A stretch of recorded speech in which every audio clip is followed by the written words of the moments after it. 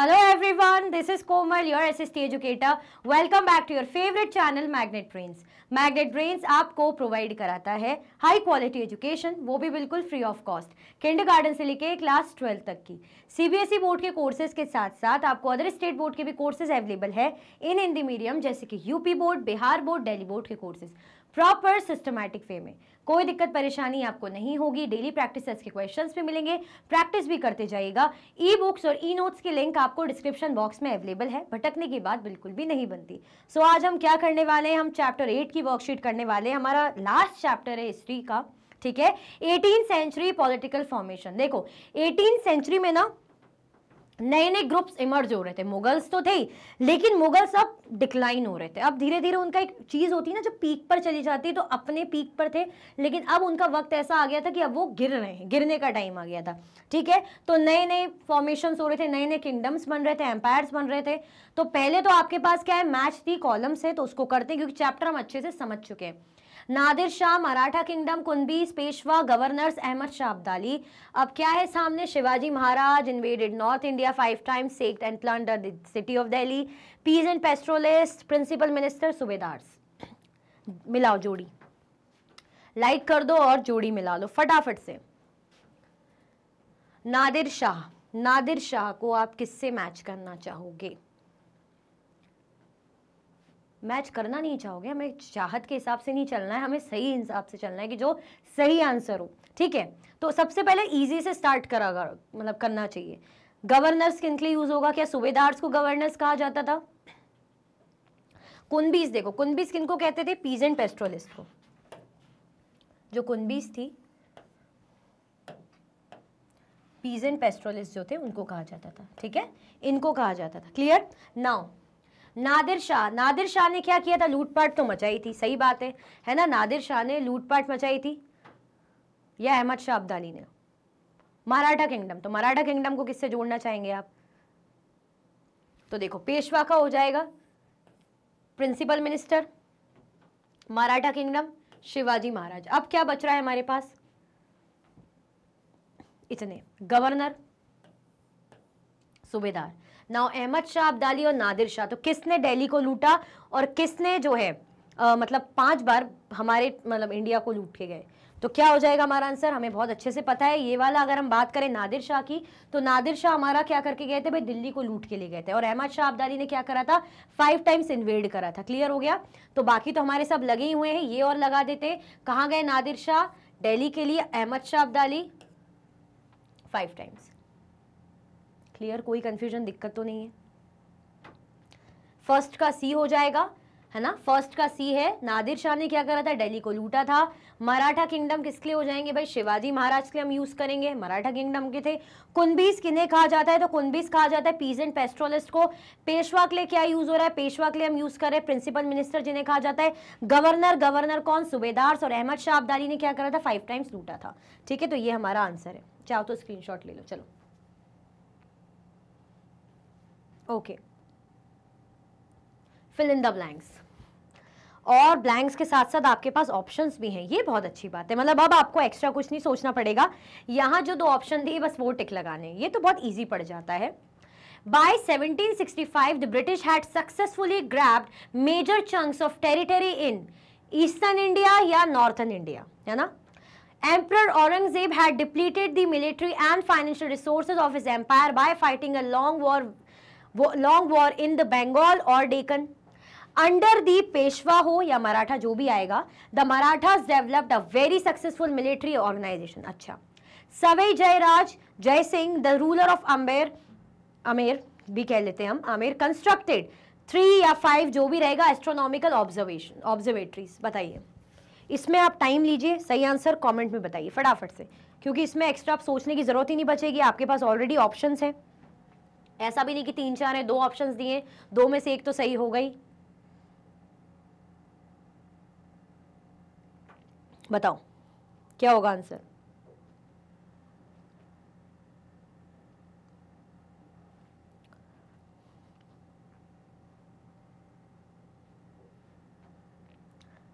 Seventeen 1765 ने Britishers ने successfully जो है टेरिटरी का बहुत सा हिस्सा, है ना, अपने अंडर ले लिया था इंडिया की, कौन से पार्ट की बात हो रही, ईस्टर्न या नॉर्दर्न? ईस्टर्न होगा आंसर या नॉर्दर्न, बताइए।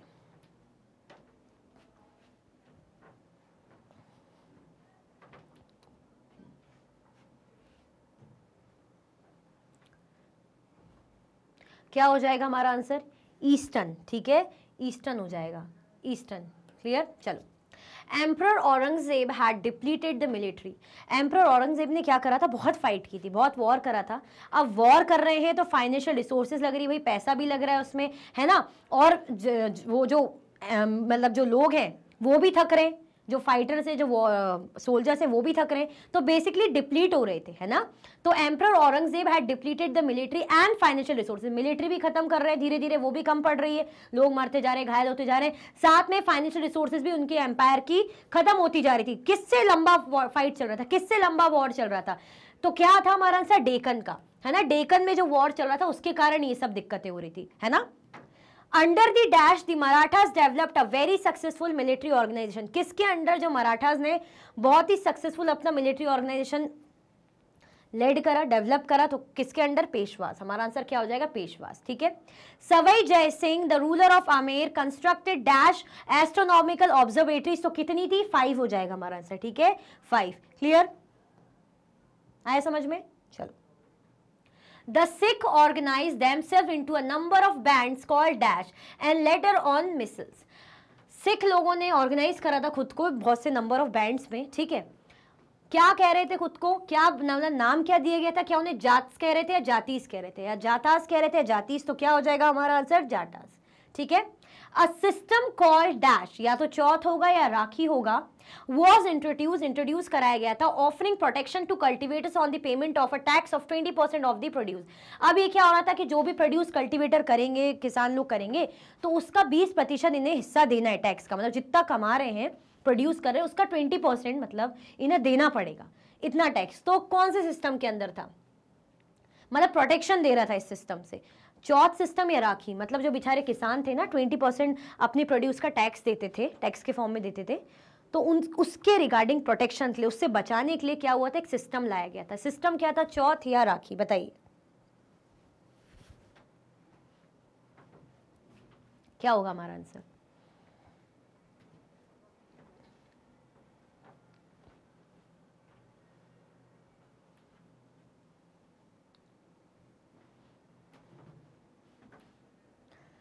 क्या होगा हमारा आंसर, राखी, ठीक है, राखी सिस्टम था। क्लियर, राखी हो गया, मजा आया ना, ये अच्छे रहते हैं, जो ऑप्शंस दिए रहते हैं बढ़िया रहते हैं, अब से ऐसे लेकर आऊंगी।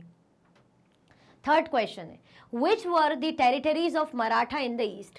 ईस्ट में मराठा की कौन सी टेरिटरीज थी, है ना। ईस्ट साइड में, ईस्ट आपको पता ही है, इस तरफ ये वाला पार्ट जो होता है ना, ईस्ट साइड में मराठास की कौन सी टेरिटरीज थी, चलो देख लेते हैं। Marathas rule extended in the east of India up to Bengal and Orissa, मतलब मराठा का जो रूल है काफ़ी फैल रहा था, एक्सटेंड हुआ इंडिया में, मतलब कहाँ से कहाँ तक, बंगाल और उड़ीसा तक एक्सटेंड कर दिया था ना, यहाँ तक फैल गया था इनका जो है टेरिटरी। क्लियर, काफ़ी अच्छा बड़ा एम्पायर बनाया था, मेहनत से कॉन्क्वेस्ट करते करते, जीतते जीतते, और एक अच्छा प्रभावशाली, हम कह सकते बड़ा इंपॉर्टेंट एम्पायर भी था मराठा एम्पायर। क्लियर, चलो। Where did the Jat begin to dominate by 1680s? जो जाट से उन्होंने 1680s में कहाँ से जो है डोमिनेट करना स्टार्ट करा था, है ना, इसको क्वेश्चन मार्क कर लो, कोई दिक्कत नहीं है। चलो देख लेते हैं answer. The Jats began to dominate by 1680s between the two imperial cities of Delhi and Agra, है ना, जो दो imperial city थी, imperial city मतलब शाही जो शहर थे, cities थी, वहाँ से इन्होंने धीरे धीरे डोमिनेट, अपना डोमिनेशन स्टार्ट कर दिया, क्योंकि अगर जो है imperial cities को कंट्रोल करेंगे तो और ज़्यादा पावरफुल रहेंगे, बेटर रहेगा, तो इनको कंट्रोल करना स्टार्ट करा था। क्लियर, चलो। Name the 3 states that were carved out of the old Mughal provinces in the 18th century. 3 states के आपको नाम बताने हैं, है ना, जो मुगल प्रोविंसेस के थे, मुगल प्रांतों के थे 18th सेंचुरी के। 3 स्टेट्स ऐसे बताने हैं आपको, राज्य कौन से 3 स्टेट्स से देख लेते। Awadh, Bengal and Hyderabad were the 3 states that were carved out of the old Mughal provinces in the 18th century. क्या क्या नाम है इंपॉर्टेंट, जरा देख लो। अवध था, बंगाल था और हैदराबाद था। ये ऐसे 3 स्टेट्स थे दैट वर जो कार्व्ड आउट हुए थे ओल्ड मुगल प्रोविंस से 18th सेंचुरी में। क्लियर? कोई कंफ्यूजन दिक्कत तो नहीं आ रहा है, सब समझ में अच्छे से? चलो, Why was a system called rakhi introduce? जो राखी सिस्टम था इसे क्यों इंट्रोड्यूस किया गया था? अब भी पीछे हम फिल इन द ब्लैंक्स कर रहे थे तो हमने क्या देखा था, जो बेचारे कल्टीवेटर्स हैं, अब जैसे मैं हूं, मैं किसान, मैं जो भी उगा रही हूं, जितना मेरा प्रोड्यूस है ना, हो सकता है अगर अच्छा खासा हो रहा है, रिजल्ट आ रहा है तो चलो उसका मैं 20% दे भी दूं खुशी खुशी, लेकिन अगर उतना प्रोड्यूस नहीं हो रहा, उसका मुझे 20% देना है तो मेरे को क्या है, नुकसान है, और 20% भी बहुत होता है ना। तो इसके अगेंस्ट प्रोटेक्शन के लिए क्या आया था, राखी सिस्टम आया था, हमने देखा था, है ना। फिल इन द ब्लैंक्स अभी समझ भी रहे थे। The system of rakhi was introduce by the Sikh. इसको इंट्रोड्यूस किसने किया था? सिख ने इंट्रोड्यूस करा था, हमने सिख के टाइम पे पढ़ा था, है ना। टू प्रोटेक्ट द कल्टिवेटर्स, जो बेचारे किसान थे, कल्टिवेटर्स थे, उनको बचाने के लिए, उनको प्रोटेक्ट करने के लिए कल्टिवेटर्स को, on the payment of a tax of 20% of the produce, क्योंकि ये जो पेमेंट कर रहे थे प्रोड्यूस का 20%, उससे बचाने के लिए, सेव करने के लिए। क्लियर? चलो, name the Rajput leader who founded his new capital eight Jaipur. आपको राजपूत लीडर का नाम बताना है ना, जिन्होंने अपनी कैपिटल फाउंड करी, न्यू कैपिटल फाउंड करी जयपुर में। कौन से थे, जल्दी बताओ, कौन से राजपूत लीडर थे? कौन से राजपूत लीडर थे जिन्होंने अपनी जो नई कैपिटल जयपुर में फाउंड करी थी, बताइए।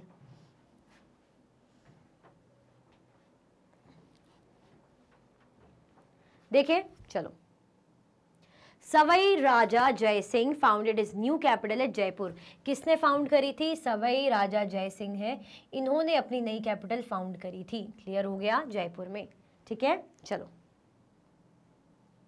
Name the 2 major groups of factions of nobles of later Mughal period. आपको 2 मेजर ग्रुप बताने हैं, है ना, या फैक्शंस बताने हैं नोबल्स के, जो लेटर मुगल्स पीरियड के टाइम पे थे। कौन से थे खास 2? कौन से थे वो खास 2 लोग? चलो देख लेते हैं। Nobles were divided into 2 major groups और फैक्शंस। जो नोबल्स थे 2 ग्रुप में डिवाइडेड थे। कैसे? ईरानीज थे और तुरानीज थे। तुरानी किसे कहा जाता है? जो टर्किश डिसेंट के नोबल्स थे, है ना, जो टर्किश वंश के थे, तो उनको तुरानीज कहा जाता है। और दूसरे कौन थे? ईरानीज। एट लेटर मुगल पीरियड ये लोग ज्यादा हमें देखने को मिलते, नोबल्स, ईरानीज और तुरानीज। तुरानीज कौन? जो टर्किश डिसेंट के नोबल्स थे। क्लियर? चलो, how the nobles gain there control over the Mughals. किस तरीके से नोबल्स ने मुगल्स पर, है ना, अपना कंट्रोल गेन किया था। देखो हमने क्या देखा था इस चैप्टर में कि शुरुआती टाइम पे हमने पढ़ा था कि जो मुगल्स हैं धीरे धीरे उनकी पावर डिक्लाइन हो रही थी। एक टाइम पे तो पावर सही थी, एक पीक पे थे, लेकिन फिर धीरे धीरे डिक्लाइन होने लग गई थी। क्यों? रीजंस क्या थे? क्योंकि ये जो बाद के एम्परर्स थे, मुगल एम्परर्स थे, ये इतने ज़्यादा केपेबल रूलर्स नहीं थे, इतने ज़्यादा एफिशिएंट रूलर नहीं थे, जिसके कारण ये जो मनसबदार थे, नोबल्स थे, अब अपना सर उठाने लग गए थे। अगर मैं कहीं की मालिक हूँ, मैं टीचर हूँ फॉर एग्जाम्पल, है ना, अब मैं ज़्यादा ना आपको डांट रही हूँ ना मैं आपको कंट्रोल कर रही हूँ, आप लोग जो चाहे क्लास में मस्ती कर रहे हो, कभी इधर उधर कर रहे हो, तो आप क्या करोगे? थोड़ी देर बाद आप अपनी पावर दिखाने लग जाओगे। कल को अगर मैं कुछ बोलूंगी तो आप सुनोगे ही नहीं, या आप मूवी चला सकते हो, कुछ भी ऐसा हो सकता है ना। तो ऐसे ही यानी ये लोग भी थे जो मुगल एम्परर थे बाद के, वो इतने दमदार थे ही नहीं। तो जो नोबल्स थे, मनसबदार थे, वो अपनी पावर असर्ट कर रहे थे, है ना, धीरे धीरे, मतलब मुगल टेरिटरी के ऊपर इनका डोमिनेशन पड़ रहा था। ठीक है, चलो देखते हैं। The effective administration broke down under the later Mughal emperors। जो पहले एडमिनिस्ट्रेशन बहुत ही इफेक्टिव था एक टाइम पे, एक जमाने में, लेकिन अब क्या हो गया था? वो टूट गया था। जो प्रशासन था बहुत ही बढ़िया चल रहा था, इफेक्टिव था, लेकिन वो क्या हो गया था? टूट गया था। It became increasingly difficult for them to keep a check on their powerful mansabdar. मतलब वो इतना भी उनके हाथ में कंट्रोल नहीं था कि वो जो मनसबदार थे उनको मतलब कंट्रोल कर पाए, है ना। जैसे मैं हूँ, अगर मेरे मनसबदार से जगह जगह मेरे, है ना, उनको मैं कंट्रोल कर ही नहीं पा रही हूँ, तो वो तो अपनी मर्जी चलाएंगे ही, और कुछ टाइम बाद वो बिल्कुल खुले वो हो जाएंगे, बिल्कुल परिंदे जैसे आज़ाद। कि वो क्या ही सुनेंगे फिर मेरी? कल को मैं उन्हें बुलाऊंगी या कुछ बोलूंगी, क्या वो मेरे फरमान या मेरे ऑर्डर्स मानेंगे? नहीं सुनेंगे। अरे जाने दो, छोड़ो, तो बोलते ही रहते हैं, क्योंकि इतनी ज़्यादा दम तो है ही नहीं हमारे राजा में, क्या ही कर लेंगे हमारा, और कुछ करेंगे तो फिर देखते हैं हम। तो यही हालत हो रहे थे। यानी जो मुगल रूलर्स थे बाद के, वो अपने मनसबदार्स को उन पे नजर ही नहीं रख पा रहे थे, ना कंट्रोल कर पा रहे थे कि क्या काम चल रहा है, कैसे क्या कर रहे हैं, कुछ अता पता ही नहीं था। Nobles appointed as governors often control their offices of revenue and military administrations as well. जो nobles थे है ना, अपॉइंट करा गया था जिनको एज गवर्नर्स, अक्सर वो कंट्रोल करते थे अपने ऑफिसेस है ना, रेवेन्यू के और मिलिट्री एडमिनिस्ट्रेशन के भी. अब इतनी इंपॉर्टेंट चीज जो उनके अंडर में, दो चीज क्या आ गई, गवर्नर बना रखे थे इनको, ऑफिस इनके कंट्रोल में था रेवेन्यू का और मिलिट्री का, यानी पैसे की पावर भी थी और मिलिट्री पावर भी थी, यानी दो पावरफुल ऑफिस इनके अंडर में थे.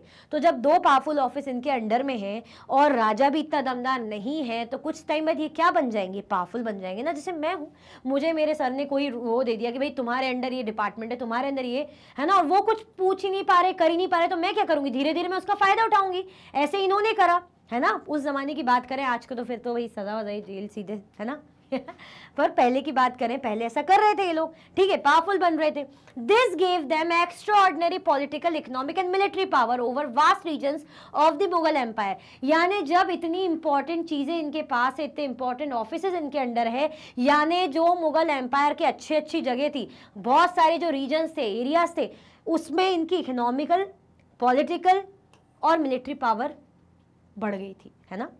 क्योंकि हैंडल जब इन्हीं के हाथ में, डिपार्टमेंट इन्हीं के पास है, तो ये चलाएंगे अपनी है ना, इन्हीं की चलेगी, राजा पे तो दम है ही नहीं वैसे भी.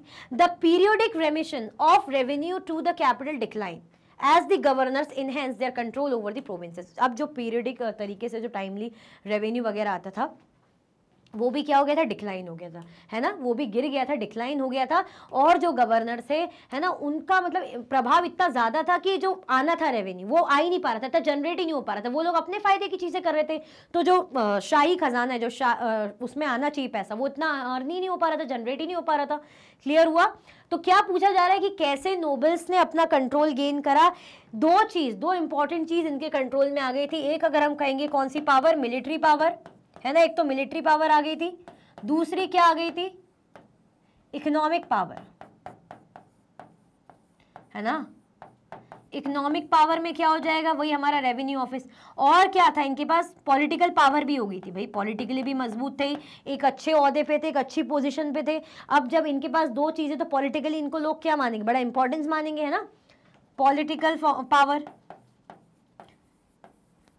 है ना. तो ये रीजंस थे जिनके कारण नोबल्स बिल्कुल सर पे चढ़ के बैठ गए थे बेसिकली है ना, सही शब्दों में कहें बिल्कुल, और धीरे धीरे अपनी पावर असर्ट करने लग गए थे, जो कि इन मुगल एम्पायर के कंट्रोल से बाहर था. क्लियर. चलो, यही तो रीजन है जो मुगल एम्पायर डिक्लाइन हुआ था. अब वो एडमिनिस्ट्रेशन नहीं रहा, वो दम नहीं रही है ना, अपने ही जो लोग हैं जो अपने अंडर काम कर रहे हैं, वो अपना अलग सब करके बैठे हैं, वो अपना अलग पावर बढ़ा रहे हैं, तो क्या ही कर पाएगा राजा, ठीक है, और क्या ही बचेगा empire. Describe the impact of foreign invasion on Delhi. अच्छा, जो फॉरेन इन्वेजन हुआ था दिल्ली में ना, लूटपाट मची थी बहुत भयंकर तरीके से, उसके बारे में बताना है. चलो देखते हैं. The ruler of Iran, Nadir Shah, plundered the city of Delhi in 1739 and took away immense amount of wealth. The Mughal treasury was looted. Delhi turned into a deserted place. The wealthy became beggar. Chaos spread everywhere. Those who once set the style in clothes now went naked, and those who owned property were now homeless. The new city, that is Shahjahanabad, turned into rubble.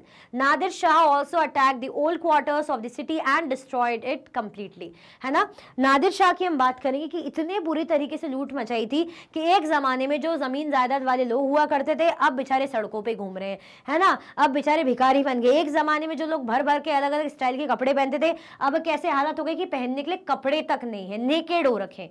क्यों? क्योंकि लूटपाट इतनी much गई थी है ना. तो the ruler of Iran, Nadir Shah. Nadir Shah कौन थे? ईरान के रूलर थे. Plundered the city of Delhi in 1739. जो दिल्ली सिटी थी 1739 में पूरा लूटपाट मचा के ले गए. And took away immense amount of wealth. बहुत सारा खजाना लूट गए. The Mughal treasury was looted. Mughals का तो खजाना पूरा ही लूटपिट गया. ठीक है. Delhi turn into a deserted place. खाली हो गई, मतलब बंजर, बेकार हो गई. सब अच्छी चीजें, सारी चीजें लूटपाट के ले गए, तो लोग भी क्या करेंगे, रहेंगे क्या, छोड़ छाड़ के भाग जाएंगे, ऐसी हालत हो रही थी. द वेल्दी बिकेम बेगर. भाई जो अच्छे पैसों वाले थे वो भिखारी बन गए है ना. हर जगह बहुत ज्यादा केओस मच गया, बहुत ज्यादा टेंशन वाला ऐसे सिचुएशन हो जाती ना, भगदड़ सी मच रही, कोई कहीं कुछ हो रहा है, कहीं कुछ हो रहा है, ऐसे हालात हो गए थे. Those who once set the style in clothes now went naked, है ना, जो कभी खूब स्टाइलिश कपड़े वगैरह पहन रहे तो आज के टाइम पे अब उनके पास कपड़े भी नहीं है। Those own property were now homeless, एक टाइम पे जिनके पास प्रॉपर्टीज होती थी अब कैसे हो गए, बेघर हो गए, घर नहीं है। The new city, नए शहर था जैसे शाहजहानाबाद, turned into rubble, पूरा बहुत ज्यादा मतलब शाहजहानाबाद नई सिटी थी वो भी बहुत ज्यादा बर्बाद हो गई। नादिर शाह ने जो ओल्ड क्वार्टर्स था सिटी का, है ना, वो भी उसको भी लूट लिया, उस पर भी अटैक करा, पूरे तरीके से तहस नहस कर दिया, बर्बाद कर दिया।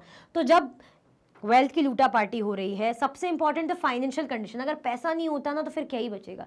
तो पैसा ही इतना लूट लिया, भगदड़ मच गई, तो पूरा बर्बाद करके ले गया था बेसिकली। तो ये बहुत बड़ा रीजन है किसी एम्पायर को कमजोर करने के लिए कि उसकी वेल्थ चली जाना, है ना। चलो, How did money lenders and bankers achieve influential position in the state of Awadh, है ना, जो मनी लैंडर्स थे और बैंकर्स थे उन्होंने बहुत ही जो प्रभावशाली जो पोजीशंस थी, पोस्ट थी अवध में, कैसे हासिल करी। चलो देख लेते हैं।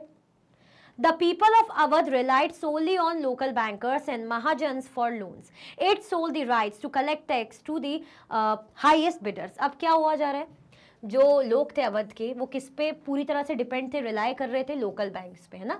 जो लोकल बैंकर्स थे उन पे डिपेंड कर रहे थे, महाजन्स पे डिपेंड कर रहे थे। भाई अब सही बात है, कभी लोन वगैरह इन चीज़ों की जरूरत पड़ती तो इनके थ्रू मिल पा रहा था।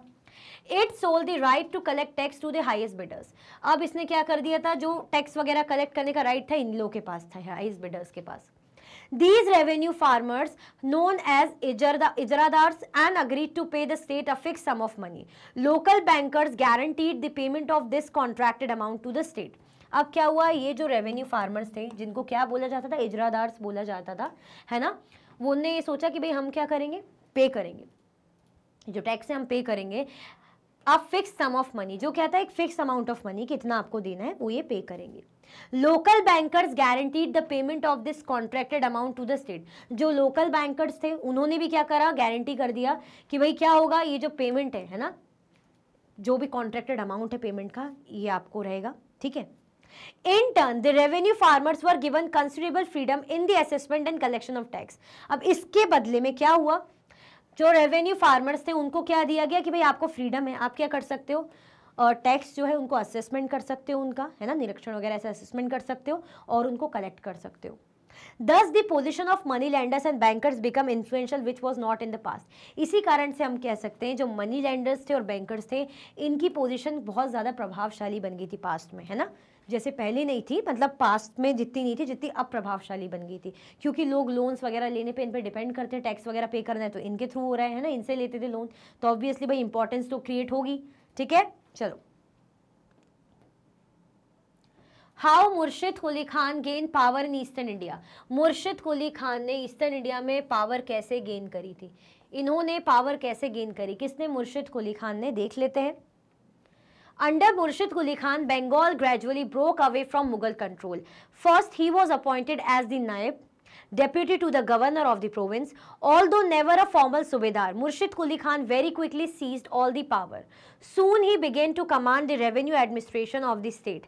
In order to reduce the Mughal influence in Bengal, he transferred all the Mughal Jagirdars to Orissa and ordered a major reassessment of the revenues of the Bengal. अब मुर्शिद कुली खान जो थे, है ना, उन्होंने बंगाल को धीरे धीरे क्या कर लिया, एक तरीके से कह सकते हैं मुगल कंट्रोल से अलग कर लिया, slowly. First he was appointed as the naib deputy to the governor of the province. क्या बना दिया, जो गवर्नर, डेप्यूटी गवर्नर वहाँ का प्रोविंस का, कि भाई आप संभालिए, ये आपकी रिस्पॉन्सिबिलिटी। जब इतनी बड़ी पोस्ट दे दी, इतनी बड़ी रिस्पॉन्सिबिलिटी दे दी, यानी इनके अंडर क्या आ गई, इतनी बड़ी पावर आ गई। ऑल्दो नेवर अ फॉर्म सूबेदार, नेवर अ फॉर्मल सूबेदार, लेकिन फॉर्मल ऐसे प्रॉपर तरीके से फॉर्मली ऐसे सूबेदार नहीं थे। Murshid Quli Khan very quickly seized all the power, लेकिन धीरे धीरे अब होता है ना जिसपे कैपेबिलिटी रहती है, थोड़ी सी चालाकी भी रहती है, तो उसने क्या कर लिया, धीरे धीरे पावर अपने अंडर कर ली, सीज कर ली। Soon he began to command the revenue administration of the state. धीरे धीरे उसने क्या कर दिया, जो रेवेन्यू एडमिनिस्ट्रेशन स्टेट का, अब वो अपने हिसाब से करने लगे, उसको कमांड करने लगे। जैसे पहले मैं आई, मैं न्यू हूँ, धीरे धीरे मैंने चीज़ें टेक ओवर करी, है ना, धीरे धीरे मैंने काम समझा और चीज़ों को धीरे धीरे अपने अंडर लेना शुरू कर दिया। अब कुछ भी बड़े बड़े मैटर्स हैं तो उस पर मैं जो कमांड दे रही हूँ लोग मान रहे हैं, यानी मैंने अपना रुतबा थोड़ा सा मतलब अपनी ऊँचा कर लिया ताकि लोग मेरी बात मान रहे हैं, सुन रहे हैं, है ना। In order to reduce the Mughal influence in Bengal, he transferred all the Mughal jagirdars to Orissa and ordered a major reassessment of the revenues of Bengal. अब क्या करना था उसको, मुगल का इन्फ्लुएंस वो चाह रहा था बंगाल से कम हो, है ना, क्योंकि बंगाल को धीरे धीरे अलग कर रहा था कि भाई ये मेरे अंडर में रहे ना तो बेटर है, तो मुगल्स का इतना प्रभाव बंगाल के एडमिनिस्ट्रेशन में ना हो, तो उसने क्या करा, he transferred all the Mughal jagirdars to Orissa. जो मुगल्स के जागीरदार थे उनको वहाँ ट्रांसफर कर दिया कि भाई आप वहाँ जाइए, है ना, डिस्ट्रैक्ट किया, आप वहाँ संभालिए। जैसे मैं हूँ, मुझे कोई एरिया मैं चाह रही हूँ कि ये मेरे अंडर हो, तो इनके जो भी आदमी, इनके लोग हैं, धीरे धीरे इनको पहले हटाओ यहाँ से, तो उसने यही करा, इनको हटा दिया। Ordered a major reassessment of the revenues of the Bengal, और उसने क्या करा कि दोबारा से जो बंगाल के जो रेवेन्यू है ना, इनको दोबारा मतलब क्या करो, रीअसेस करो, है ना, इनको असेस करो दोबारा से। तो पूरा टेक ओवर धीरे धीरे धीरे करके मुर्शिद कुली खान ने कर लिया, और इस ऐसी कर करके उसने ईस्टर्न इंडिया में अपनी पावर क्या करी, गेन करी। क्लियर, चलो ऐसी होता है, पैसों का लालच, राज्य का लालच, है ना, पावर का लालच, सत्ता का लालच, तो धोखाधड़ी चलती रहती, क्या करें। Who were the Jat, Jats कौन थे, हमने इस चैप्टर में मराठास के बारे में, सिख के बारे में, है ना, जाट के बारे में पढ़ा, तो वही जाट्स कौन थे, चलो देख लेते हैं। The Jats consolidated their power during the late 17th and 18th century. Under the leadership of Churaman, they acquired control over territories situated to the west of the city of Delhi, and by the 1680s, they had begun dominating the region between the two imperial cities of Delhi and Agra. जो जाट्स थे उन्होंने अपनी power कैसे consolidate करी, मतलब कब, किस time पे ज़्यादा इमर्ज हुए, during the time of late 17th and 18th century. Almost 17th century end हो रहा था और 18th सेंचुरी का टाइम था उस वक्त पे। Under the leadership of Churaman, जो चूरामन थे उनकी लीडरशिप के अंदर, ये नाम कैसा है ना, they acquired control over territories situated to the west of the city of Delhi. धीरे धीरे उन्होंने अपना कंट्रोल गेन करना स्टार्ट करा। And by the 1680s, they had begun dominating the region between the two imperial cities of Delhi and Agra. पहले तो उन्होंने दिल्ली के वेस्ट की जो सिटीज़ हैं, है ना, दिल्ली सिटी, वहाँ पे अपना कंट्रोल करना स्टार्ट करा। फिर वो कहाँ गए, इंपीरियल सिटीज़, यानी जो शाही ऐसे शहर थे इंपॉर्टेंट, उन सिटीज़ के बीच में अपना कंट्रोल गेन करना स्टार्ट कर दिया। दी जाट्स वर प्रॉस्परस एग्रीकल्चरिस्ट, जो जाट्स थे वो क्या थे, बहुत अच्छे एग्रीकल्चरिस्ट थे, यानी खेती बाड़ी वाले थे बढ़िया से, है ना, और वो भी बहुत अच्छे। And towns like Panipat and Ballabhgarh became important trading centers in the areas dominated by them। देखो प्रॉस्परस एग्रीकल्चरिस्ट तो थे, साथ में जो टाउन था, जैसे कौन से शहर हो गए, पानीपत और बल्लभगढ़, उनको इन्होंने क्या बना दिया, ट्रेडिंग सेंटर्स। यहाँ पे खूब भर भर के ट्रेड चलता था, खूब व्यापार करते थे। अब व्यापार होगा तो पैसा आएगा, इकोनॉमी जनरेट होगी, ठीक है। Under Surajmal the kingdom of Bharatpur emerge as a strong state. अब सूरजमल जो थे उनके अंडर जो भरतपुर किंगडम था वो अच्छा स्ट्रॉन्ग किंगडम बन गया, ठीक है, क्योंकि एक केपेबल रूलर या कोई आ जाए लीडर, तो सही बात है, राजपाट अच्छा हो ही जाता है, क्योंकि उसमें इतनी कैपेबिलिटी होती है अपने राज्य को जो शक्तिशाली बनाने में, मजबूत बनाने में। When Nadir Shah sacked Delhi in 1739, many of the city's notables took refuge there। जब नादिर शाह ने दिल्ली को नहीं लूटा पीटा था 1739 में, जो पहले अच्छे घर वर वाले थे, प्रॉपर्टी वाले थे, अब बेघर हो गए थे, ऐसी हालत हो गई थी, ठीक है, हंसना नहीं चाहिए लेकिन ऐसे जस्ट बोल रही हूँ। तो उसमें जो बहुत से सिटी के नोटेबल्स थे उन्होंने क्या कर लिया था, यहाँ पे रिफ्यूजी बन गए थे, है ना। वो रिफ्यूजी का शुद्ध हिंदी याद नहीं आ रहा है, क्या बोलते हैं, याद आएगा तो बताती हूँ, ठीक है ना, इनकी शरण में, हाँ शरण में आ गए थे, हाँ ये याद आ गया मुझे, क्लियर।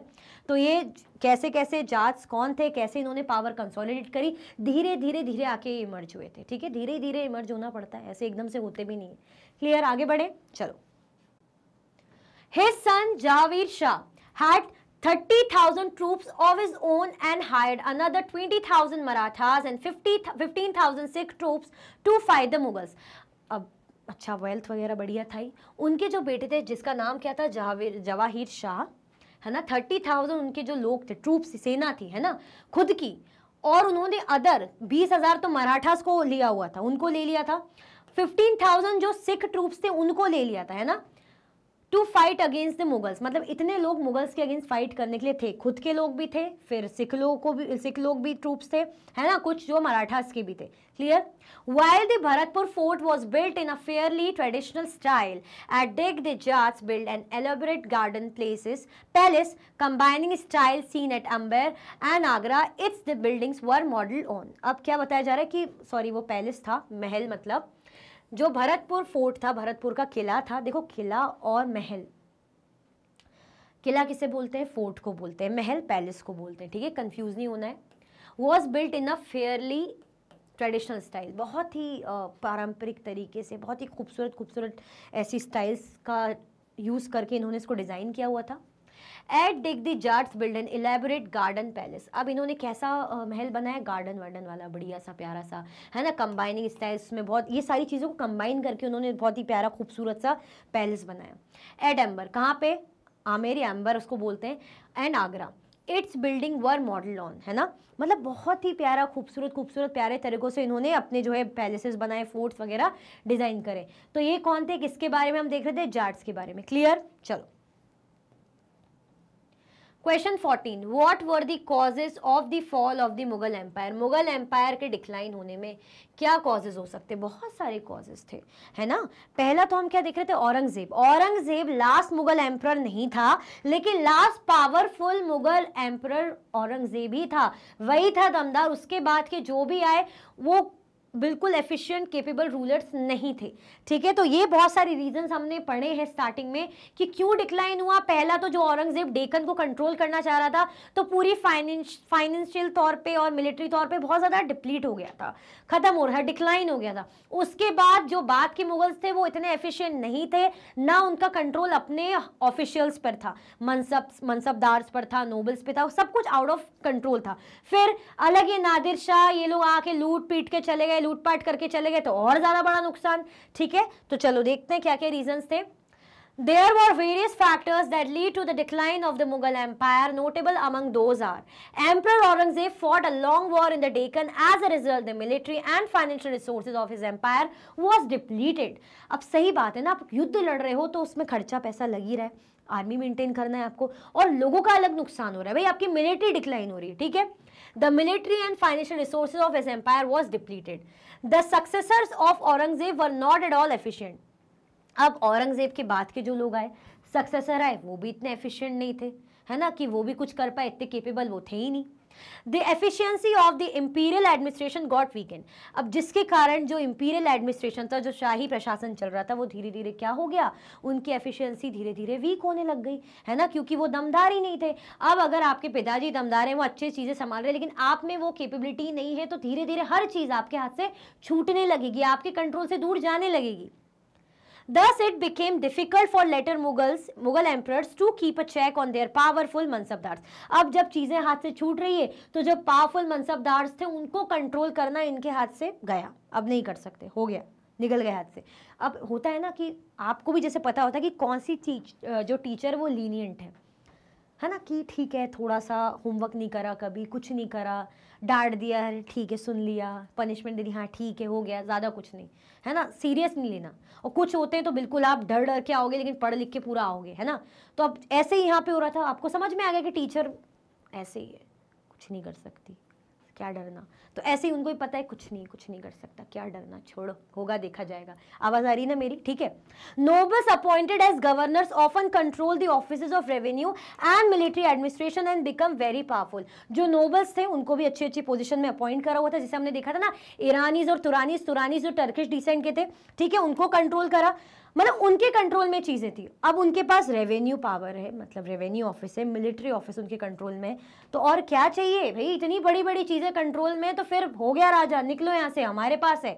तो इनके पास economical power, social political power इनके हाथ में थी। अब इन चीज़ों को सरपास करके कंट्रोल करना तो अब हाथ से निकल गया, है ना। तो ये कुछ रीजंस हम कह सकते हैं जिसके कारण जो मुगल एम्पायर है डिक्लाइन होने लग गया था। भाई कोई भी चीज़ हो अपनी एक पीक पर रहती, लेकिन एक टाइम बाद गिरने लग जाती है। जब आप लोग अभी तो बहुत छोटे हो, आप लोग जब इकोनॉमिक्स पढ़ोगे ना, अगर आप लोग कॉमर्स लोगे, तो एक लॉ होता है, law of diminishing marginal utility, ऐसी होता है। एक टाइम तक कोई भी चीज़ ना बहुत अच्छी लगती है, बस वही हो, लेकिन एक टाइम बाद धीरे धीरे उसकी वो गिरने लग जाती है ना। ऐसे ही कुछ भी चीज़ कितने ही पीक में हो, धीरे धीरे गिरने लग जाती है। तो वही यहाँ पे हो रहा था। क्लियर? क्योंकि मेंटेन नहीं कर पाते ना, हम हजम नहीं कर पाते। चलो ठीक है, ओके, आगे बढ़े। क्लियर हुआ? ये इंपॉर्टेंट है, रीजंस आपसे पूछा जा सकता है, और ये आपके चैप्टर में दिए हैं, ऐसा कुछ नहीं कि मन से बनाए कि आप सोचोगे मैम ये इतने सारे, हाँ इतने सारे ही हैं, ठीक है। चलो आगे बढ़ते हैं। ओके, पॉइंट नंबर 4 क्या है? Under the later Mughals the peasants and zamindars rebel in many parts of northern and western India. वैसे ही तो मतलब जब बैंड बजनी होती ना तो हर जगह से बैंड बजती। अब यहाँ पे प्रॉब्लम एक और क्या होने लग गई थी कि ये जो पीजेंट्स थे, किसान थे, वो क्या करने लगे थे? रिबेल करने लगे थे, विद्रोह करने लग गए थे, है ना। द पीजेंट एंड जमींदार rebelled in many parts of northern and western India. जो भी इनको प्रॉब्लम थी रेवेन्यू सिस्टम से लेके, जो भी इनके साथ गलत हो रहा था, इनको लग रहा होगा कुछ, तभी तो ये लोग रिबेल कर रहे थे, तो विद्रोह हो रहा था। तो जब जनता, चाहे वो पीजेंट हो कोई भी हो, विद्रोह करेगी, ऊपर से पीजेंट एग्रीकल्चरिस्ट जिनसे अच्छा खासा प्रोड्यूस आता है, जिनसे अच्छी खासी कमाई होती किसी राज्य की, तो अगर वही लोग विद्रोह कर रहे हैं तो प्रॉब्लम की बात है, ठीक है। Nadir Shah and Ahmad Shah Abdali plundered and invaded north India. अब नॉर्थ इंडिया में आधे अलग ये लूटपाट मचा के चले गए, है ना। नादिर शाह अलग लूटपाट के चला गया, अहमद शाह अब्दाली ने अलग लूट लिया, है ना। नॉर्थ इंडिया में मतलब लूटपाट करके चले गए, तो अब इतनी बड़ी वेल्थ जा रही है, तो ये भी बहुत बड़ा नुकसान है। The later Mughals became puppets in the hands of Iranis and Turanis nobles। अब जो बाद के मुगल्स थे ना, वो कैसे बन गए थे? एक तरीके की पपेट ही बन गए थे। खुद से तो कुछ इनका दिमाग चल नहीं रहा था, है ना। दूसरे जो कह रहे हैं वैसे उसी के अकॉर्डिंग चल रहे हैं, क्योंकि इतनी ज्यादा एफिशिएंट रूलर वो थे ही नहीं। हमने वही बताया ना अभी मैंने आपको कि एफिशिएंट रूलर नहीं थे, इफेक्टिव इतने थे नहीं, हो कुछ पा नहीं रहा था, है ना। और ये नोबल्स, मनसबदार, ये खुद जो है पावरफुल बनते जा रहे हैं, तो कहां से इनके कंट्रोल में रहते? ठीक है, तो जो लेटर मुगल्स थे वो पपेट बन गए थे ईरानीज और तुरानीज नोबल्स के हैंड्स में। तो ये कुछ रीजंस हम कह सकते हैं, the reasons for declining of Mughal empire, है ना। वाई जो है Mughal empire was decline just because of these reasons, right. चलो Question 15, what common features were shared by 3 states Awadh, Bengal and Hyderabad? क्या कॉमन फीचर्स हम देख सकते हैं जो 3 स्टेट्स थे इंपॉर्टेंट, अवध, बंगाल और हैदराबाद? क्या स्पेशल मतलब खास जो चीजें कॉमन हो सकती है वो हमें बताना है। The common features of the 3 states are, though many of the larger states were established by erstwhile Mughal nobles, they were highly suspicious of some of the administrative systems that they had inherited, especially the jagirdari system. देखो बहुत सी जो बड़े बड़े states हैं ना, वो कैसे establish करे गए? मुगल्स नोबल्स जो थे उनके थ्रू। They were highly suspicious of some of the administrative systems. लेकिन कुछ जो एडमिनिस्ट्रेटिव इनका जो सिस्टम था, प्रशासन था, उसको लेके थोड़ा सा ये सस्पिशियस थे, थोड़ा सा डाउट में थे, right. They had inherited especially the jagirdari system. अब क्या हो गया था, एडमिनिस्ट्रेटिव सिस्टम जो था इनका, उसको लेके थोड़ा सा डाउट इनके माइंड में था कि यार कुछ गड़बड़ तो नहीं हो रही, है ना, कुछ काम खराब तो नहीं हो रहा, कोई गद्दारी तो नहीं कर रहा, कोई चालाकी तो नहीं कर रहा, सस्पिशियस ऐसे माहौल बन गया था, ठीक है। All the 3 regimes contracted with revenue farmers for the collection of revenue rather than relying upon the officers of the state। अब ये तीनों ही जगह देखा गया कि इन्होंने रेवेन्यू के लिए किससे कनेक्ट करा? फार्मर से कनेक्ट करा, है ना, कि कलेक्शन करेंगे रेवेन्यू का, ना कि ऑफिसर से। मतलब जो स्टेट के ऑफिसर से उनसे ना बात करके ये लोग किसके पास गए? यहाँ पे फार्मर्स पर रिलाई कर रहे थे। क्लियर? चलो The third common features in these 3 states was their emerging relationship with rich bankers and merchants। अब एक तीसरा जो कॉमन फीचर्स में देखने को मिलता है, उनका जो रिलेशनशिप था किनसे? अच्छे अच्छे बड़े बड़े रिच बैंकर्स के साथ, मर्चेंट्स के साथ, है ना।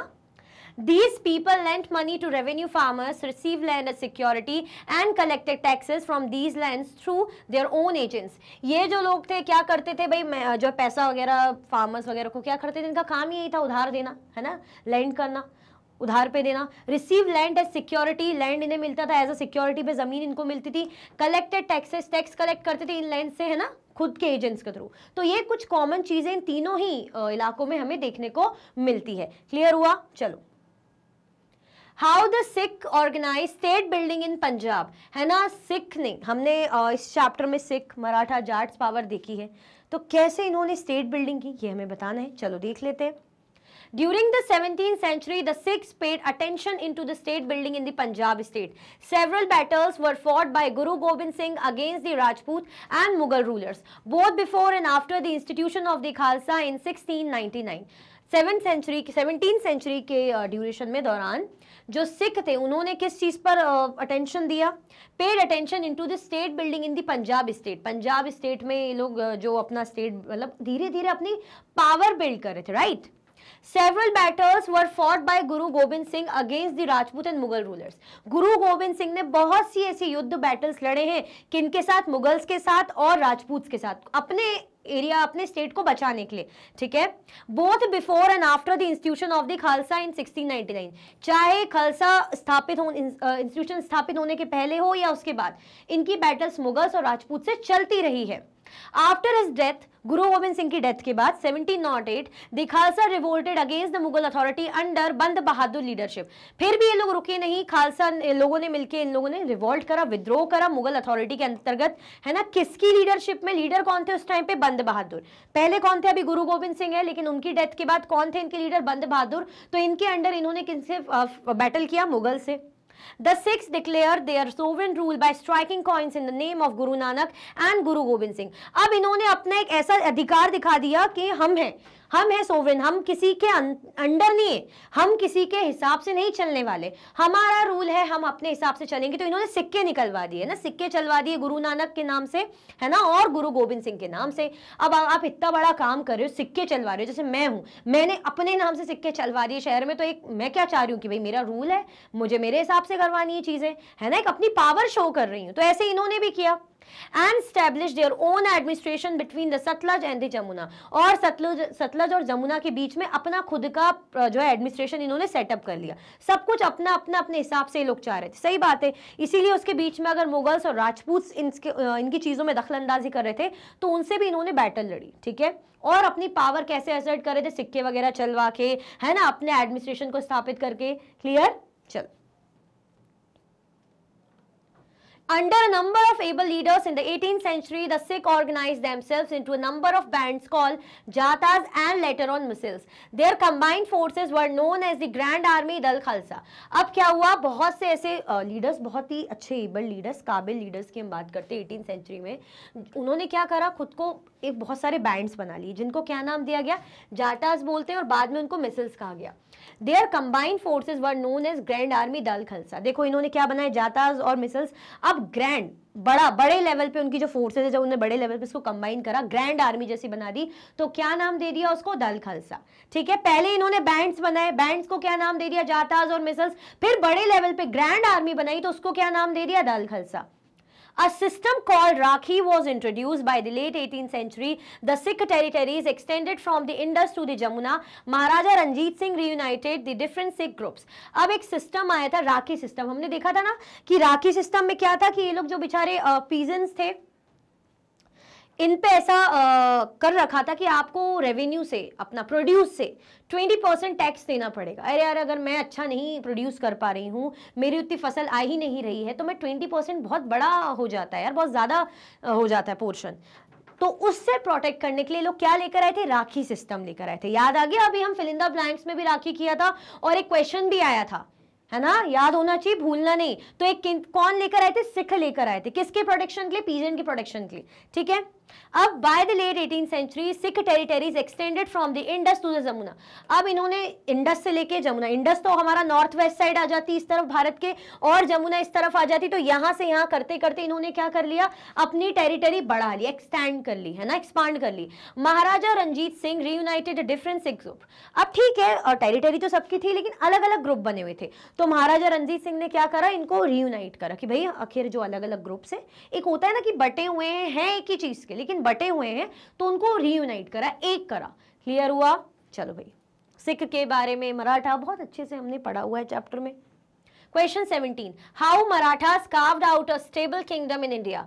किस तरीके से मराठास ने जो है एक स्टेबल किंगडम स्थापित किया? क्योंकि मराठा एम्पायर बहुत ही सक्सेसफुल एम्पायर हम कह सकते हैं, है ना, काफी कॉन्क्वेस्ट करे और बहुत पावरफुल हम कह सकते हैं। अच्छे बड़े पैमाने पे इनका जो है राजपाट था, किंगडम था।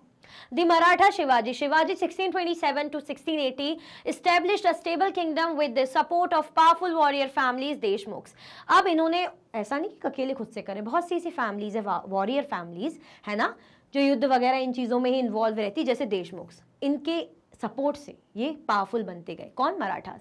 Maratha army was form mainly with the groups of highly mobile peasant pastoralist Kunbis, है ना। अब किन की और हेल्प मिली इनको? ऐसे लोग जो मोबाइल मतलब एक जगह से दूसरी जगह मूव करते हैं, है ना, देयर कीप ऑन मूविंग। पेस्ट्रोलिस्ट जो नोमैडिक पेस्ट्रोलिस्ट होते हैं ना, एक जगह से दूसरी जगह मूविंग इनकी चलती रहती है, तो इनको क्या कहा जाता है? पीजेंट पेस्ट्रोलिस्ट को कुनबीस कहा जाता है। अभी हम शायद मैच द कॉलम में भी देखा था, Shivaji used these forces to challenge the Mughals, and after Shivaji's death, the power of the Maratha state was captured by a family of Chitpavan Brahmins who served Shivaji's successors as Peshwa. अब क्या हुआ? शिवाजी ने ये forces को use करा किनको challenge करने के लिए? ये इतनी अच्छी अच्छी फोर्सेस जो थी उनके पास पावरफुल, मुगल्स अथॉरिटी को चैलेंज करने के लिए इन फोर्सेस का इन्होंने यूज करा, है ना। और शिवाजी की डेथ के बाद पावर जो थी मराठा स्टेट की किसके पास चलेगी? Captured by a family of Chitpavan Brahmins who serve Shivaji successor as Peshwa. अब ये जो फैमिली है क्या बन गई कि हम शिवाजी के सक्सेसर हैं, उनके बाद हम हैं, है ना, पेशवा, जिन्हें प्रिंसिपल मिनिस्टर कहा जाता है। Poona became the capital of the Maratha kingdom, और मराठा किंगडम की कैपिटल राजधानी क्या बन गई? पूना को इन्होंने राजधानी बना लिया, ठीक है। चलो, Peshwas, under the Peshwas the Maratha developed a very successful military organization. Sorry, number बोल रही हूँ, वेरी सक्सेसफुल, मतलब पेशवा भी बहुत ही दमदार थे, बाद में आए थे मराठास के, है ना। तो जो मराठा पावर है इनके अंडर काफी एक्सटेंड हुई, काफी अच्छी फैल गई। Between 1720 and 1761 the Maratha Empire expanded। इस ड्यूरेशन में, इस दौरान मराठा एम्पायर अच्छा एक्सपांड हो गया, फैलता गया, बड़ा हो गया।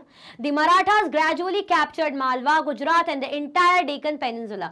मराठास ने क्या करा? धीरे धीरे मालवा को जीता, कैप्चर करा, उसके बाद गुजरात और पूरे डेक्कन पेनिनसुला को इनको कैप्चर करा, धीरे धीरे धीरे धीरे कॉन्क्वेस्ट करते हुए चीजों को हथिया रहे हैं, है ना। The Maratha king possessed the right to levy Chauth and sardeshmukhi in the entire reason.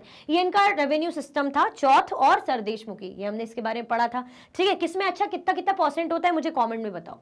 Raids by Marathas. After raiding Delhi in 1737, the frontiers of Maratha domination expanded rapidly into Rajasthan and the Punjab in the north, into Bengal and Orissa in the east, and into Karnataka, Tamil and Telugu countries in the south। अब आप देख रहे हो west side भी फैल रहे हैं, east side भी जा रहे हैं, साउथ साइड भी जा रहे हैं। अब आप समझ सकते हो एम्पायर कितना एक्सपांड हो रहा है इनका धीरे धीरे। रेडिंग मतलब कैसे धीरे धीरे बाकी टेरिटरीज को अपने अंडर ले रहे हैं। तो इन्होंने दिल्ली को पहले अपने अंडर लिया, रेड करा 1737 में, है ना। अब धीरे धीरे उनका डोमिनेशन बढ़ रहा है, ठीक है। कहाँ फैले? राजस्थान आ गए, वेस्ट साइड आ गए, ठीक है। Punjab, north Punjab, west side Rajasthan, north में पंजाब, है ना। ईस्ट साइड बंगाल और उड़ीसा, मतलब इन्होंने चारों खाने ही अपने कंट्रोल में लगभग कर ही लिए, नॉर्थ भी, वेस्ट भी, ईस्ट भी और साउथ भी, है ना। पंजाब नॉर्थ साइड है, राजस्थान वेस्ट साइड है, मैप में हम देखते हैं, है ना। इस साइड आता है हमें, ये है ना डायरेक्शन, तो आपको समझ में आ ही रहे होंगे ना, नॉर्थ ईस्ट वेस्ट साउथ। इस साइड बंगाल उड़ीसा, इसको कैप्चर करने गए, यहाँ पे पंजाब, है ना, यहाँ पे राजस्थान और यहाँ पे तेलुगु तमिल कंट्रीज। क्लियर? तो चारों ही दिशाओं में इन्होंने अपना एम्पायर एक्सपांड कर लिया था। Clear? These military campaigns made other rulers hostile towards the Marathas. As a result, they did not support the Marathas during the third battle of Panipat in 1761। अब एक जेलसी होती है ना, एक डर, जेलसी, गुस्सा की, अरे यार ये मतलब ये तो बिल्कुल ही एक्सपांड करते जा रहे हैं। तो ऐसा ही हुआ कि जब इनको मुगल से फाइट हो रही थी इनकी, है ना, थर्ड बैटल जो हो रहा था पानीपत में, बेसिकली मराठास का, मुगल से बैटल नहीं, मतलब जो थर्ड बैटल था पानीपत का हुआ था 1761 में। तो उस टाइम पे हेल्प की जरूरत रहती है अदर जो किंगडम्स वगैरह, तो किसी ने इनकी हेल्प नहीं की थी। हो गया कि भाई वाह वाह बहुत बढ़िया जीत रहे थे ना, अब तो हम तुम्हारी मदद ही नहीं करेंगे, चिड़ जलन सी हो जाती है। Administrative system of Marathas, administrative system कैसा था, कैसे प्रशासन चलाते थे? The Marathas developed an effective administrative system, agriculture was encourage and trade revived. देखो यहाँ पर फोकस किसमें किया गया? खेतीबाड़ी में फोकस किया गया, एग्रीकल्चर में और ट्रेड में बहुत ज्यादा फोकस किया गया। This allowed Maratha chief sardars like Scindia of Gwalior, Gaikwad of Baroda and Bhonsle of Nagpur the resources to raise powerful armies. Cities like Ujjain, Indore function as important commercial and cultural centers। जगह जगह ये लोग क्या कर रहे थे? अपनी जो है जड़ें फैला रहे थे। जैसे यहाँ पे हमने क्या देखा? ट्रेड और एग्रीकल्चर में अच्छा खासा फोकस था। इवन इन्होंने क्या करा? उज्जैन और इंदौर, इनको क्या बना लिया? Commercial and cultural centres. Commercial यानी ट्रेड वगैरह, व्यापार बहुत बढ़िया तरीके से हो रहा था, और सांस्कृतिक अपना जो इनका जो रहता है वो भी, उस चीज को भी उन्होंने बढ़ावा दिया। तो सब जगह अपनी पैर फैला रहे थे, समझ जाइए आप। क्लियर? चलो, New trade routes emerged within the areas controlled by the Marathas. Burhanpur, which had earlier participated in the trade between Agra and Surat, now expanded to Pune and Nagpur in the south and Lucknow and Allahabad in the east. अब trade routes देखो, trade route को control करना ना किसी भी राजा का एक वो रहता है, बहुत बड़ा एम, क्योंकि मैंने शायद आपको समझाया था, मैंने 6 में पढ़ाया था, ट्रेड रूट क्या होता है ना, वहां से हर मर्चेंट या कोई भी आए गुजरता है, ये ट्रेड करने आता है। अब ऐसे में क्या होता है, वो ट्रेड करने आएगा, मैं हूं जैसे ट्रेड रूट से गुजर रही हूं, वहां से ट्रेड मैं कर रही हूं, किसी राजा का एम्पायर है तो मैं पहले उस राजा से मिलूंगी भाई, और मिलना काफी नहीं है, या तो वो टैक्स वगैरह लगाएगा तो मुझे पे करना पड़ेगा, है ना, या मैं उसके लिए गिफ्ट्स लेकर आऊंगी, ट्रिब्यूट वगैरह दूंगी, ठीक है। तो ऐसे में फायदा किसका हो रहा है, राजा का हो रहा है। तो इसीलिए इन सब राजाओं की एक ये जरूर रहता है कि हम ट्रेड रूट को कंट्रोल करें। तो न्यू ट्रेड रूट्स इमर्ज हुए इस टाइम पे, है ना। Burhanpur which had earlier participate in the trade between Agra and Surat now expanded to Poona and Nagpur. अब ये ट्रेड जो है बढ़ रहा था, कहां से कहां एक्सपांड हो रहा था, ये लोग पहुंच गए थे पूना नागपुर तक साउथ साइड में, और लखनऊ एंड इलाहाबाद तक ईस्ट साइड में। क्लियर हुआ। तो ये पूरा प्रॉपर आप इतना आपको समझ में आ गया होगा कि मराठा एम्पायर चारों ही दिशाओं के शहर स्टेट्स में इनका कब्जा था, ठीक है। पूरा हम नहीं कह रहे, लेकिन जड़ें फैला ही दी थी इन्होंने।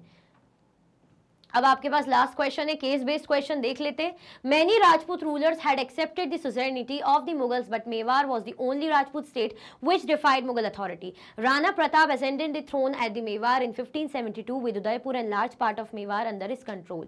A series of envoys were sent to the Rana to persuade him to accept Mughal suzerainty, but he stood his ground. बहुत से जो रूलर्स थे देखो मुगल्स के अंडर आ रहे थे, क्योंकि मुगल्स की जो पॉलिसी थी हम पढ़ चुके हैं, बहुत ही टैक्टिक्स के साथ, तरीकों के साथ इन्होंने क्या करा था, लोगों को अपने अधीन लिया था, इज्जत से, प्यार से, प्रेम से, है ना, कि भाई अगर आप हार जाते हो तो हम आप पे कोड़े नहीं बरसाएंगे, आपको जेल में नहीं डाल देंगे, आपको परेशान नहीं करेंगे, इज्जत से, प्यार से आप आइए, हमारी जो है अधीनता स्वीकार कीजिए, है ना, फिर आप अपना राज जैसा जो है आप चला सकते हैं। लेकिन हाँ, उसमें एक जो पूरा जो ऑल ओवर जो कह सकते हैं राज जो रूल है वो हमारे हिसाब से चलेगा, उसके हेड हम रहेंगे, लेकिन आप अपना राज अपने हिसाब से चलाइए, है ना। तो इतनी बड़ी जब उन्होंने वो कर रखी थी, लीनियंसी दे रखी थी, और बहुत ही अच्छा बिहेवियर रखते थे, तो काफी लोग मुगल्स के अंडर आने लग गए थे, ठीक है। हमने पढ़ा भी था मुगल्स में तो काफी राजपूत राजा लोग अपनी बेटियों की शादी भी कराने लग गए थे इसी चक्कर में कि भाई अच्छे रिलेशनशिप रहे और हमारा भी फायदा रहे। अब क्या हुआ, काफी लोग तो इनके अंडर थे, लेकिन एक थे मेवाड़ के, है ना, मेवाड़ के जो राजपूत, उन्होंने नहीं स्वीकारी, भाई नहीं स्वीकारनी तो नहीं स्वीकारनी, जाओ जो करना है करो। Rana Pratap ascended the throne at the Mewar in 1572। Rana Pratap थे, उन्होंने जो है गद्दी पे बैठे हैं मेवाड़ की 1572 में। With Udaipur and large part of Mewar under is control. क्या क्या था इनके कंट्रोल में, उदयपुर था और मेवाड़ था। A series of envoys were sent to the Rana to persuade him to accept Mughal suzerainty but he stood his ground. बहुत से ऐसे भाई उनको कहा गया, बोला गया, भेजा गया, धमकाया गया, जो भी है, कि आप हमारी अधीनता स्वीकारें, आप हमारी सुज़रेनिटी स्वीकारें, लेकिन उन्होंने कहा नहीं, मतलब नहीं, जाओ जो करना है करो। होते हैं ना कुछ कुछ लोग ब्रेव टाइप के, तो वो ऐसे ही थे। क्लियर। चलो ये तो हमने रीड कर लिया। नाउ क्वेश्चन देख लेते हैं। When was Rana Pratap ascended the throne at Mewar. तो कब किया था, देख ही रहे हैं हमें, 1572 में। Rana Pratap ascended the throne at Mewar in 1572। Which Rajput state डिफाइड Mughal authority. किस राजपूत स्टेट ने लंबे समय तक, या हम कह सकते पूरे टाइम, है ना, मुगल अथॉरिटी को अस्वीकार किया है, स्वीकारा ही नहीं है। तो कौन सी थी भाई, मेवाड़ की थी। Mewar was the only Rajput state which डिफाइड Mughal authority. Clear. चलो इसी के साथ हमारे लास्ट चैप्टर की वर्कशीट भी एंड होती है। कुछ भी डाउट होता है तो कमेंट सेक्शन में जरूर बताइएगा और लाइक जरूर कर दीजिएगा। अगर आप और भी वीडियो के लेक्चर्स देखना चाहते हैं, मैग्नेट ब्रेन्स के यूट्यूब चैनल, एप्लीकेशन, वेबसाइट से आप देख सकते हैं। ई नोट्स और ई बुक्स के लिंक आपको डिस्क्रिप्शन बॉक्स में अवेलेबल है। ये सारे के सारे आपके हाई क्वालिटी के कोर्सेज है, 100% फ्री आपको अवेलेबल रहते हैं। आप हमें प्लेटफॉर्म पर भी फॉलो कर सकते हैं। तो लाइक, शेयर, सब्सक्राइब करना बिल्कुल भी ना भूलें। अपना ख्याल रखें। Thank you so much for watching.